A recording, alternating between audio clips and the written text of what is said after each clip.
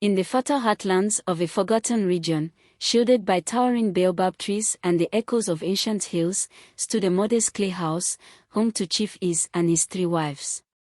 Adaku, the first wife, held a place of respect but not of envy. While the compound buzzed with the laughter of children from the other wives, Adaku's quarters were marked by silence. Her heart was warm, but her cradle was cold.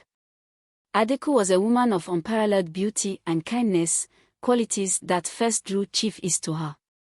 Yet, as years rolled by without the cry of a child from her room, whispers grew into taunts from her co-wives, Uzoma and Neka.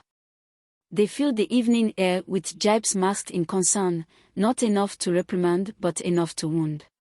Sister Adaku, perhaps the gods find your offerings too meager, Uzoma would say, barely hiding her smirk as her own children clung to her skirts. Neka, younger and less tactful, would add, or perhaps they find your womb too cold and barren. Their words, like arrows, found their mark, each barb embedding deeper into Adaku's heart. Chief Is, though a fair man, was lost in the joy of his fruitful wives and did little to stem the tide of cruelty that washed over his first wife. One night, under the heavy cloak of darkness, Adaku's pain blossomed into resolve. She had heard tales of Anuli, the Moonlit Goddess, whose mercy flowed like the waters in the serene lake deep within the Iroh forest. It was said that on a full moon, Anuli could grant anything to those brave enough to ask. Packing a small bundle and leaving her sleeping husband, Adaku slipped into the cool embrace of the night, guided only by the silver glow of the moon. Her heart beat a rhythm of mixed fear and hope, propelling her feet forward on a path paved by desperation. The Moonlit Pact. The journey to the lake was fraught with the rustling of nocturnal creatures and the whisper of trees that seemed to murmur secrets. When Adaku finally reached the clearing, the sight of the moonlit lake calmed her trembling spirit. The waters were a mirror to the heavens, and standing by its edge was Anuli, draped in robes that shimmered like the surface of the lake itself. With tears mingling with the mist, Adaku fell to her knees before the goddess.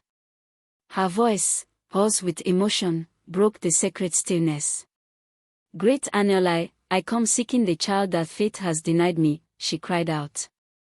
"Grant me this blessing, and I promise to dedicate the child to your glory." The goddess's eyes, reflecting the depth of the cosmos, studied the mortal before her. "Your pain is great, and your plea sincere," Anuli replied, her voice the song of wind through leaves. "But remember, the gifts of the gods demand respect. Should you fail to honor your vow, the consequences will follow the innocent." Blinded by her need, Adaku agreed without hesitation, not fully grasping the weight of her words. Time passed, and with Anuli's blessing, Adaku bore a son, whom she named Chike, meaning God's power. Joy and pride swelled in her heart, overshadowing the memory of her moonlit promise. As Chike grew, so did his strength and beauty, but when his 10th year dawned, shadows crept into his life. Chike began to ail, his vibrant energy dimming as unknown shadows haunted his steps. Desperate, Adaku sought the wisdom of a local herbalist, old Motsi Okoye, who listened to her story with a grave countenance. "Adaku, you have stirred the ire of a goddess," he intoned after a long silence. "The shadows that follow Chike are not of this world but a reminder of a mother's unfulfilled promise. Return to the lake, renew your vow, and save your son." The realization of her forgotten promise struck Adaku like a thunderclap. With her son's life hanging in the balance, she knew she must face Anuli once more, not as a supplicant, but as a penitent, hoping for forgiveness in the face of divine wrath. With her heart heavy and her son's frail hand in hers, Adaku once again navigated the shadowed paths to the sacred lake of Anuli. The journey felt longer this time, each step weighted with the burden of guilt and the fear of losing her beloved Chike. As they approached the clearing, the familiar sight of the serene lake under the moon's gentle glow offered a small comfort in the midst of swirling dread. Chike, weak yet aware of the gravity of their pilgrimage, whispered, "Mama, will the goddess take the shadows away?" His voice, small and fraught with pain, tightened the knot of remorse in Adaku's stomach. Only if I can make things right, my son, Adaku replied, her voice a mix of hope and fear. As they reached the water's edge, the figure of Anuli materialized, her presence as imposing and majestic as Adaku remembered. The goddess's eyes, reflecting both the depth of the night sky and the clarity of the waters, fixed upon Adaku and the boy. "Child of my blessing, you have returned," Anuli's voice resonated around them, but not alone. "What shadows follow you? Follow him, the price of a broken vow." Falling to her knees, Adaku held Chike close, her tears mingling with the cold mist rising from the lake. "Great Anuli, I beg your forgiveness. I was blinded by my happiness, forgetting my promise to you.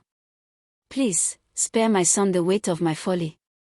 Anuli regarded them, her gaze piercing yet not without compassion.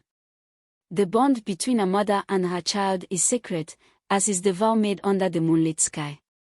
Your son suffers not to punish him but to remind you of the balance of all things given and promised. With a graceful motion, Anuli stepped closer, her form shimmering like the waters around her. She placed a hand upon Chike's head, and the boy shivered, not from cold but from the surge of warmth that flowed through him. "To heal him, you must serve a penance, Adaku. Dedicate yourself to the preservation of this forest, protect its sanctity as you would your own child. Teach others the value of keeping one's word. Will you accept this, not out of fear, but for love?" Adaku nodded, her resolve firming. "I will, great Anuli. I will honor my promise this time, not just for Chike but for all who seek your grace." "Then let it be so," Anuli declared, and with a sweep of her hands, the shadows around Chike dispersed like mist under the morning sun. The boy's eyes brightened, and strength seemed to flow back into his body. Chapter 5: The Keeper of Promises. Years passed, and under Adaku's vigilant care and newfound dedication, the forest around the lake flourished. She became a guardian of nature, a role she embraced with as much love as she gave her son, who grew strong and wise under the watchful eyes of both his mother and the goddess. Adaku taught the villagers about the sacred balance of nature and the importance of promises. Her home, once a place of sorrow, became a sanctuary of learning and respect for the earth. Chike, inspired by his mother's devotion and his own brush with the divine, took to studying the plants and animals, aiding his mother in her protective duties. In the fullness of time, Adaku's story, the tale of a mother's love, a broken vow, and redemption, wove itself into the fabric of local law. The moonlit waters, once a place of quiet solace, became a symbol of promise and penance, watched over by the ever-vigilant eyes of Anuli, the goddess who forgives but never forgets. As the moonlight continued to bathe the serene lake, reflecting the cycle of lessons learned and promises kept, the waters whispered tales of a mother's journey from despair to redemption, a testament to the enduring power of faith and the forgiving nature of the goddess of the moonlit waters.